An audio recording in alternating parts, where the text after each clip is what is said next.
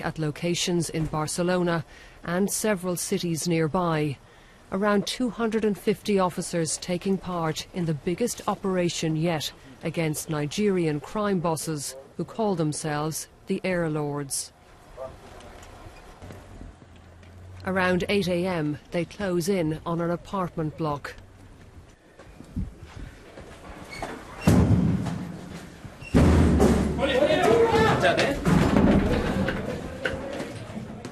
In seconds, they're inside, hunting for one of the targets on their list. They find him, still in bed.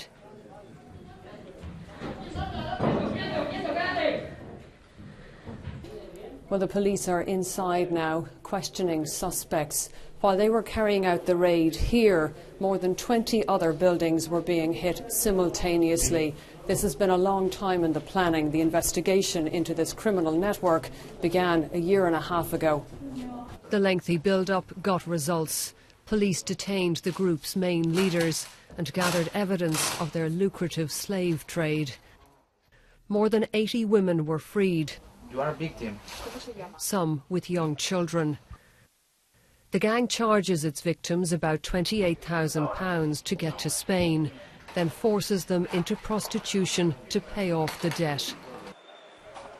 Police say those arrested are part of a sophisticated criminal enterprise that spans the globe, with representatives in cities in the Middle East, Africa, the US and the EU. The head of the anti-trafficking unit told us a key figure is based in London, bringing women into the UK on fake Nigerian passports. He says the gang is looking more and more to Britain as its gateway to Europe. One of the main new ways to enter victims is through the airports of Great Britain. It's a different system to traffic people, and it needs always forgeries, and it's more expensive, but it's more secure. And we have detected that this is growing.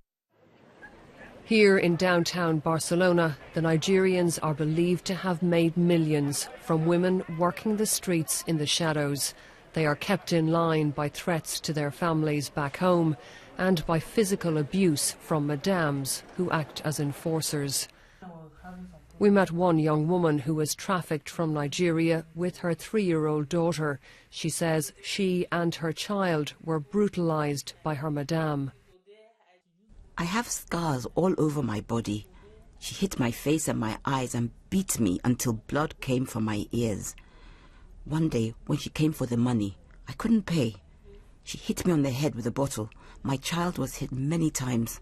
She promised to kill her. Police hope more women will be able to escape the streets here now the Nigerian traffickers have been rounded up. But they say their barbaric trade in human beings will continue elsewhere, including Britain. Orla Guerin, BBC News, Barcelona.